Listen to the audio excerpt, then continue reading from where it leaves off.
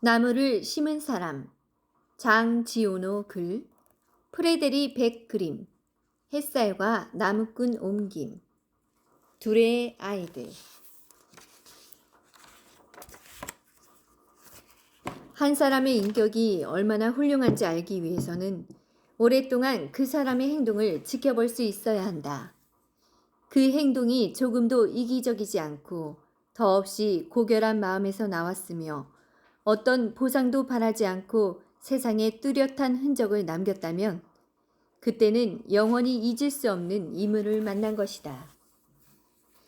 약 40년 전 나는 여행자들의 발길이 닿지 않는 높은 곳으로 긴 여행을 떠났다.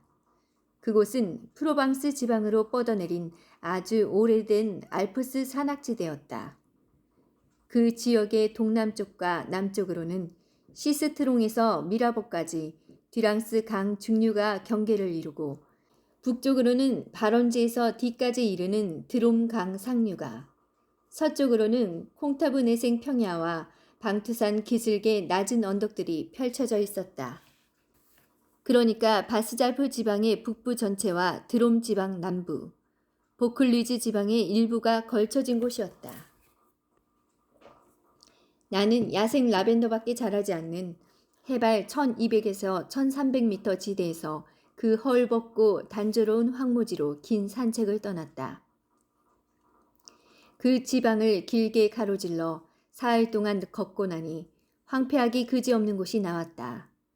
나는 오래전에 버려져 빈집만 남아있는 마을 옆에 천막을 쳤다. 전날부터 물이 떨어져서 물을 구해야 했던 것이다. 폐허이긴 해도 오래된 말벌집처럼 집들이 모여 있으니 한때는 이곳에도 샘이나 우물이 있었을 것 같았다. 실제로 샘이 하나 있었지만 바닥은 말라붙어 있었다. 비바람이 시달려 지붕이 없어진 집 대여섯 채와 종탑이 무너져 내린 작은 성당이 마치 사람 사는 마을의 집과 성당처럼 자리 잡고 있었으나 생명은 이미 사라지고 없었다. 햇빛이 눈부시게 쏟아지는 6월의 맑은 날이었으나 하늘 높이 솟아있는 이 벌거벗은 땅에는 날아갈 듯 세찬 바람이 불어대고 있었다. 바람은 마치 먹이를 먹다 방해받은 들짐승처럼 뼈대만 남은 앙상한 집 속에서 으르렁거렸다. 나는 할 수 없이 천막을 걷었다. 그곳에서 5시간쯤 걸어갔지만 물을 찾기는커녕 찾을 희망조차 보이지 않았다. 온통 메마른 땅에는 억센 풀밖에 자라나 있지 않았다. 멀리 조그만 검은 형체가 서 있는 것이 언뜻 눈에 띄었다. 나는 홀로 서 있는 나무 둥치려니 했다. 혹시나 싶어 그쪽으로 다가가 보았다. 그것은 양치기 노인이었다. 노인의 곁에는 30마리쯤 되는 양이 뜨거운 땅 위에 누워 쉬고 있었다. 노인은 나에게 물통을 건네주고 잠시 후 고원의 울목한 곳에 있는 양 우리로 나를 데려갔다. 그러고는 깊은 천연 우물에서 맑은 물을 길어 올렸다. 우물 위에는 간단한 도르래가 달려 있었다. 노인은 거의 말이 없었다. 그것은 혼자 사는 사람들의 특징이었으나 노인에게서는 왠지 모를 자신감과 확신이 느껴졌다. 아무것도 없는 이 헐벗은 땅에서 묘한 일이었다. 노인은 허름한 오두막이 아니라 견고한 돌집에서 살고 있었는데 그 집을 보면 노인이 어떻게 혼자 힘으로 버려진 집을 되살려냈는지 한눈에 알 수 있었다. 지붕은 튼튼하고 물이 새지 않았다. 지붕에 기왓장을 때려대는 바람소리가 바닷가의 파도소리처럼 들려오고 있었다. 살림살이는 가지런히 정돈되어 있었다. 그릇도 깨끗이 닦여 있고 바닥도 말끔히 청소되어 있었으며 총에는 기름칠이 되어 있었다. 불 위에서 수프가 끓고 있었다. 나는 그제야 노인이 갓 면도를 했음을 알아차렸다. 노인의 옷은 단추가 단단히 달려있고 기운 자국이 보이지 않도록 세심하게 기워져 있었다. 노인은 나에게 수프를 나누어 주었다. 수프를 먹고 나서 내가 담배 쌈지를 내밀었으나 노인은 담배를 피우지 않는다고 했다. 노인의 개는 주인처럼 조용했으며 살갑게 굴지는 않아도 정겨워 보였다. 나는 곧 그 집에서 하룻밤을 묵어가기로 했다. 가장 가까운 마을도 이틀이나 걸어가야 했던 것이다. 그 부근에는 마을도 드물지만 그나마 마을 사정이 어떤지 나는 훤히 알고 있었다. 고지의 산마루에는 4-5개의 마을이 드문드문 떨어져 있었는데 모두 마찻길이 끝나는 참나무 숲에 자리 잡고 있었다. 마을 사람들은 숯을 구워 먹고 살았다.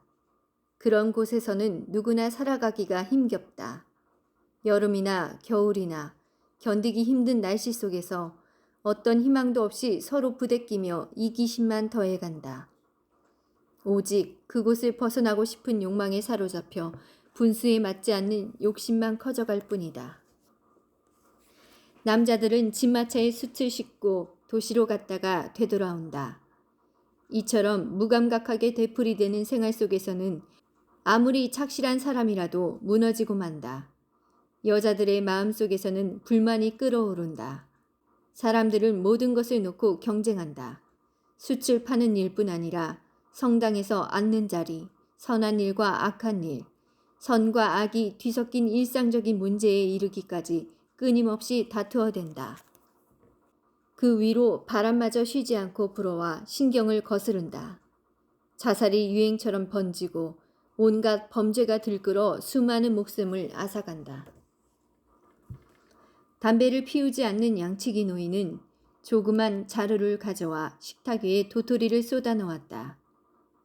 그리고는 도토리 하나하나를 주의 깊게 살펴보며 좋은 것과 나쁜 것을 골라내기 시작했다. 나는 파이프 담배를 피웠다. 나도 거들겠다고 했으나 노인은 자기 일이라고 했다. 사실 그랬다. 노인이 얼마나 정성을 쏟는지 나는 더 이상 우기지 않았다. 우리가 나눈 이야기는 그것이 전부였다. 제법 굵고 좋은 도토리가 한 켠에 쌓이자 노인은 도토리를 10개씩 나누었다. 도토리를 세면서 노인은 다시금 작은 것과 금이 간 것을 골라냈다. 아주 자세히 정성껏 살펴보고 있었던 것이다. 그렇게 흠없는 도토리 100개가 쌓이고 나서야 노인은 일손을 멈추었고 우리는 잠자리에 들었다. 노인과 함께 있으니 마음이 평화로웠다. 나는 이튿날도 노인의 집에서 묵어가게 해달라고 했다. 노인은 그런 것에 마음 쓰지 않는 것 같았다. 아니, 더 정확히 말하면 어떤 것에도 마음이 흔들리지 않는 것 같았다. 꼭 쉬어가야 할 이유는 없었으나 나는 호기심이 생겼고 노인에 대해 더 알고 싶었다. 노인은 지난밤 정성껏 골라놓은 도토리 자루를 양동이 물에 담그고는 양떼를 몰고 박목장으로 갔다. 노인의 손에는 지팡이 대신 엄지손가락만한 굵기에 1m 50cm쯤 되는 쇠막대가 들려 있었다. 나는 멀찍이 떨어져서 쉬엄쉬엄 걷는 척하며 따라갔다. 양들의 박목장은 작은 골짜기에 있었다. 노인은 개에게 양떼를 맡기고는 내가 있는 쪽으로 올라왔다. 말도 없이 쫓아왔다고 꾸짖으러 온 줄 알았지만 괜한 걱정이었다. 단지 노인이 가려던 방향에 내가 서 있었던 것이다. 노인은 달리 할 일이 없으면 함께 가자고 했다. 노인은 언덕 위로 200m쯤 올라갔다. 목적지에 이르자 노인은 쇠막대를 땅에 꽂기 시작했다. 그렇게 해서 구멍을 파고 도토리 하나를 넣은 다음 흙을 덮었다. 참나무를 심고 있었던 것이다. 나는 그 땅이 노인의 것이냐고 물었다. 노인은 아니라고 했다. 땅의 임자가 누군지도 알지 못했다. 아마도 공유지이거나 그 땅에 관심이 없는 사람들의 땅이 아니겠냐고 했다.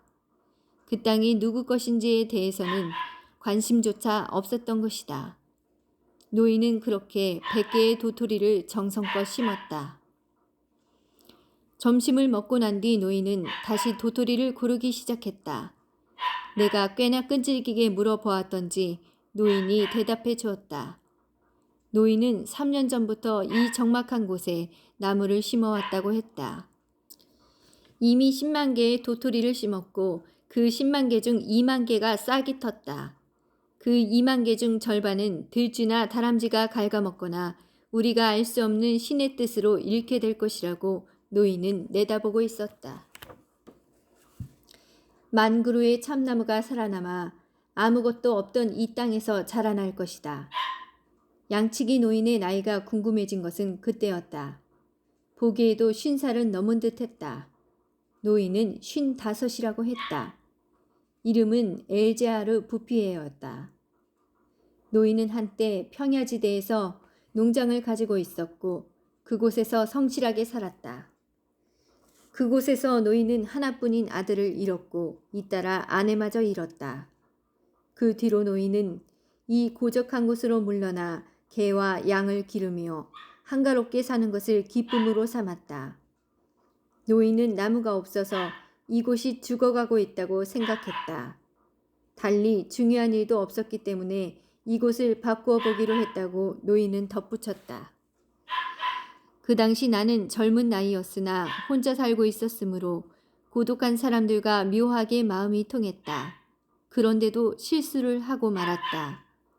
바로 젊은 나이 때문에 오직 나 자신과 관계된 일이나 행복을 추구하는 일만 마음에 두고 미래를 상상했던 것이다. 나는 노인에게 30년 뒤면 만 그루의 참나무가 굉장하겠다고 말했다. 노인은 하나님께서 목숨을 부지하게 해주신다면 앞으로 30년 동안 많은 나무를 심을 테니 그 만 그루는 바다의 물 한 방울과 같을 거라고 담담하게 대답했다. 노인은 이미 너도밤나무 재배법을 공부하며 집 근처에서 어린 너도밤나무 묘목을 가꾸고 있었다. 양들이 넘어오지 못하게 철망을 두른 묘목장은 참으로 아름다웠다. 노인은 골짜기에 자작나무를 심을 생각도 하고 있었다. 몇 미터 땅속에 습기가 잠들어 있다는 것이다. 다음 날 우리는 헤어졌다. 이듬해 1차 세계대전이 일어났고 나는 5년 동안 전쟁터에 나가 있었다. 병사였던 나는 나무 생각을 거의 할 수 없었다. 아니, 사실은 그때의 일이 내 마음속에 별로 남아있지 않았다. 나무 심는 일을 한때의 유행이나 우표 수집처럼 생각하고 이미 잊어버린 것이다. 전쟁이 끝나자 내게 남은 것은 얼마 안 되는 제대수당과 맑은 공기를 마시고 싶다는 강렬한 열망뿐이었다. 그 황량한 지방으로 다시 길을 떠났을 때 나는 오직 그 생각뿐이었다. 그곳은 변하지 않았다. 하지만 그 죽은 마을 너머로 멀리 잿빛 안개 같은 것이 융단처럼 높은 산을 덮고 있는 것이 보였다. 전날부터 나는 나무를 심던 양치기를 떠올리고 있었다. 나는 지금쯤 참나무 만 그루가 꽤나 넓은 땅을 차지하고 있겠지 하고 생각했다. 나는 5년 동안 사람이 죽는 것을 하도 많이 보아서 엘제아르 부피의 노인도 당연히 죽었으리라 생각했다. 더구나 20대의 젊은이의 눈에는 50대 노인은 앞으로 죽을 일밖에 남지 않은 사람처럼 비친다. 노인은 죽지 않았다. 오히려 전보다 정정했다. 노인은 직업을 바꾸었다. 양은 이제 4마리밖에 없고 그 대신 100개쯤 되는 벌통이 있었다. 어린 나무를 해칠까봐 양들을 치워버린 것이다. 노인은 전쟁에는 조금도 신경을 쓰지 않았다고 했다. 나도 눈으로 확인할 수 있었다. 노인은 흔들리지 않고 꾸준히 나무를 심어왔던 것이다. 1910년에 심은 참나무는 이제 10살이 되어 나나 노인보다 키가 컸다. 가슴이 뭉클했다. 나는 말 그대로 할 말을 잃었고 노인도 말을 하지 않았으므로 우리는 온종일 말없이 숲속을 거닐었다. 숲은 새 구역으로 되어 있었는데 가장 넓은 곳은 11km나 뻗어 있었다. 이 모든 것이 아무런 기술적 도움도 없이 오직 한 사람의 손과 영혼에서 나왔다는 것을 생각하면 인간이 파괴가 아닌 다른 분야에서는 하나님만큼 유능할 수 있음을 깨닫게 된다. 노인은 자신의 뜻을 실천에 옮겼고 어깨 높이까지 자란 너도밤 나무가 끝없이 펼쳐져 있는 것이 그 증거였다. 참나무들은 들쥐나 다람쥐에게 갉아먹힐지도 모르는 시기에서 벗어나 울창하게 자라났다. 이제는 하나님조차 태풍의 힘을 빌리지 않고는 이 창조물을 파괴할 수 없으리라. 노인은 나에게 훌륭한 자작나무 숲도 보여주었다.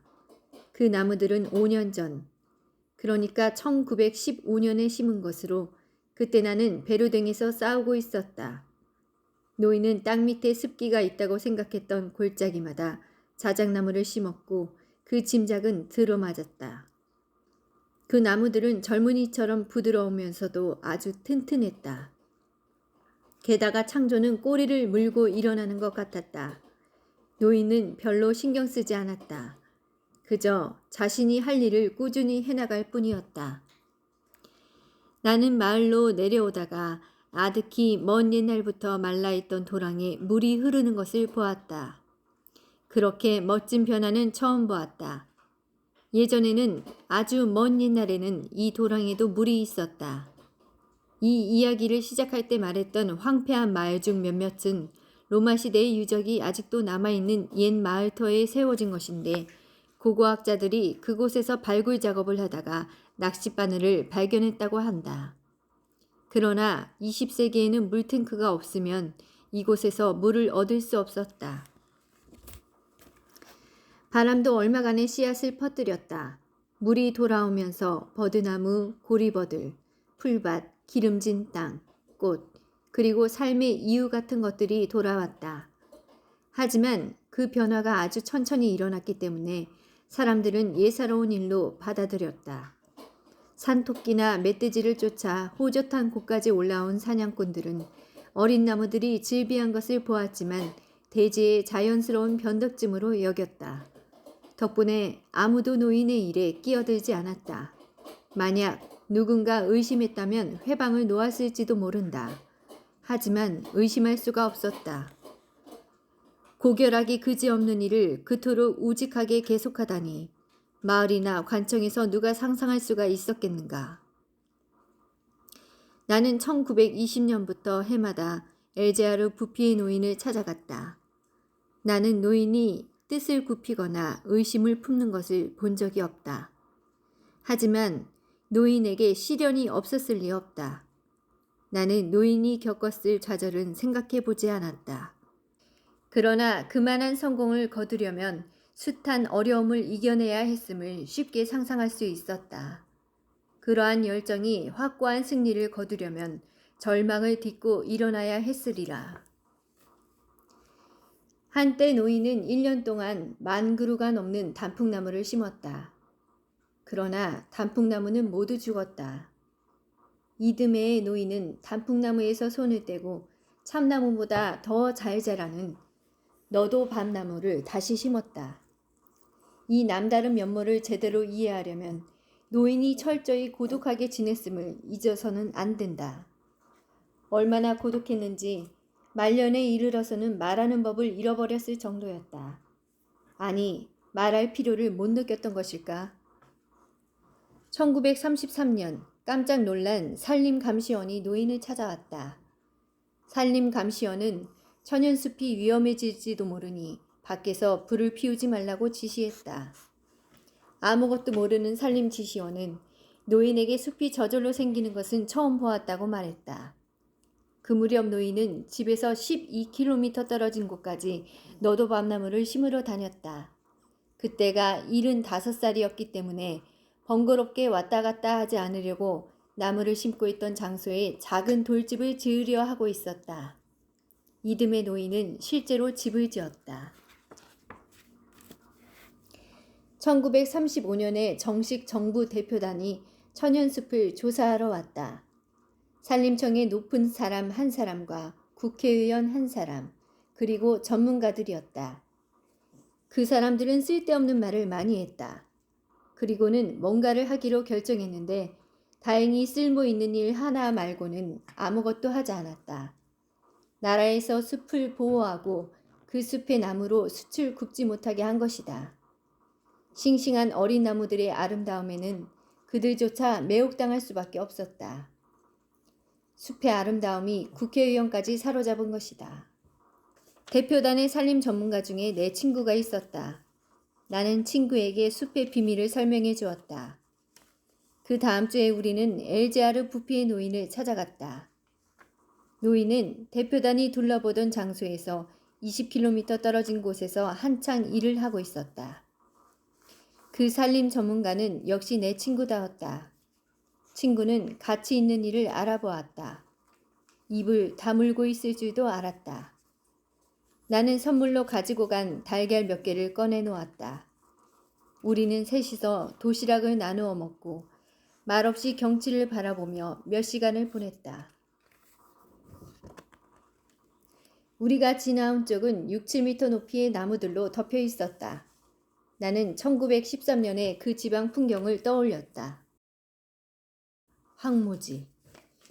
규칙적이고 평화로운 노동과 높은 곳의 상쾌한 공기, 검소한 식사, 무엇보다도 마음의 평화 덕분에 노인은 위험이 느껴질 만큼 건강했다. 신이 내린 일꾼이었다. 나는 앞으로 노인이 나무를 몇 헥타르나 더 심을지 생각해 보았다. 떠나기 전에 내 친구가 이곳 토양에 맞을 듯한 나무 종류에 대해 짤막하게 말해 주었다. 굳이 강요하지는 않았다. 잠시 후 친구가 나에게 말했다. 저분이 나무에 대해 나보다 잘 아니까. 계속 그 생각을 하고 있었는지 1시간쯤 걷고 나서 친구는 다시 덧붙였다. 저분은 나무에 대해 누구보다도 잘 알고 있어. 스스로 행복해지는 훌륭한 방법을 발견한 거야. 이 산림 전문가 덕분에 숲뿐 아니라 노인의 행복도 지켜졌다. 세 사람의 산림 감시원을 임명하고는 벌목꾼들이 뇌물을 주어도 흔들리지 않도록 단단히 일러두었던 것이다. 숲이 심각한 위기를 겪은 것은 1939년 2차 세계대전 때뿐이었다. 당시에는 자동차가 목탄가스로 움직였기 때문에 항상 나무가 모자랐다. 이 때문에 1910년에 심은 참나무 숲을 베기 시작했으나 숲이 도로에서 너무 멀리 있어서 경제적으로 수지가 맞지 않았다. 사람들은 그 숲을 포기했다. 양치기 노인은 아무것도 알지 못했다. 노인은 30km 떨어진 곳에서 1차 세계대전에 신경 쓰지 않았던 것처럼 2차 세계대전에도 신경 쓰지 않고 평화롭게 자기 일을 계속하고 있었다. 1945년 6월, 나는 마지막으로 엘제아르 부피의 노인을 만났다. 그때 노인은 87살이었다. 나는 다시 그 옛날 황무지 같던 곳으로 길을 떠나는데 전쟁으로 피해를 입은 가운데서도 뒤랑스 계곡에서 산 위까지 버스가 다니고 있었다. 나는 예전에 걸어갔던 곳을 알아보지 못했다. 버스가 빨리 달리는 탓이려니 생각했다. 난생 처음 가보는 장소를 지나가는 것 같았다. 나는 마을 이름을 보고서야 이곳이 예전에 황량한 폐허였던 마을임을 깨달았다. 나는 베르공 마을에서 내렸다. 1913년에 12채의 집이 있던 그 마을에는 3사람이 살고 있었다. 그들은 난폭하고 서로 미워했으며 덧사냥으로 먹고 살았다. 육체적, 정신적으로 원시인이나 다름없었다. 주변에는 쐐기풀이 버려진 집들을 덮고 있었다. 그들 앞에는 희망이 없었다. 죽음을 기다리는 수밖에 없었다. 그런 상태에서는 선한 일을 생각할 수 없었다. 모든 것이 변했다. 심지어 공기마저. 예전에 나를 맞이하던 세차고 건조한 돌풍 대신 부드러운 산들바람이 향기를 싣고 불어왔다. 저 높은 곳에서는 물소리 같은 것이 들려왔다. 숲속에 부는 바람소리였다. 마침내 더욱 놀랍게도 연못으로 흐르는 진짜 물소리까지 들렸다. 사람들이 만든 샘에 물이 넘치는 것이 보였다. 무엇보다 감동적인 것은 샘 가에 심어놓은 보리수로 벌써 4살쯤 되어 잎이 무성한 그 나무는 명백히 부활의 상징이었다. 더구나 베르공 마을에는 결코 희망 없이는 할 수 없는 일을 한 흔적이 있었다. 희망이 돌아온 것이다. 무너진 집과 담장이 흘리고 5채의 집이 새로 들어서 있었다. 지금은 그 작은 마을에 28명이 살고 그 중에는 젊은 부부도 4쌍이 있었다. 이제 막 벽을 칠한 새 집들이 채소밭에 둘러싸여 있었고 양배추와 장미나무, 파와 금어초, 샐러리와 아네모네 등 채소와 꽃이 가지런히 자라고 있었다. 이제는 살기 좋은 곳이 된 것이다. 나는 거기서부터 걸어갔다. 전쟁이 끝난 지 얼마 안 되어 아직 생명이 활짝 피어나지는 못했지만 라자로는 무덤 밖으로 나와 있었다. 아래쪽 산 중턱에 어린 보리와 호밀이 자라는 밭들이 보이고 좁은 골짜기들에는 파릇한 풀들이 자라나 있었다. 그 지방 전체가 건강하고 여유롭게 빛나기까지는 그로부터 8년밖에 걸리지 않았다. 1913년에 폐허였던 자리에 벽을 산뜻하게 칠한 농가가 들어서서 행복하고 안락하게 살아가고 있음을 보여주고 있었다. 눈과 비가 숲에 스며들어 말라버린 샘들이 다시 흐르기 시작했다. 사람들이 물길을 만들었다. 작은 단풍나무 숲속 농장 옆에는 맑은 샘물이 솟아 싱싱한 바카풀잎 위로 흘러 넘쳤다. 마을들이 조금씩 되살아났다. 땅값이 비싼 평야지대에서 찾아든 사람들이 뿌리를 내리면서 젊음과 활기와 모험 정신을 불러일으켰다. 길에서는 건강한 남자와 여자들, 다시 시골 축제를 즐기며 웃게 된 소년 소녀들을 볼 수 있었다. 즐거운 생활로 몰라보게 달라진 토박이들과 새로운 사람들을 합쳐 10,000명도 넘는 사람들이 엘자르 부피의 노인 덕분에 행복하게 살고 있었다.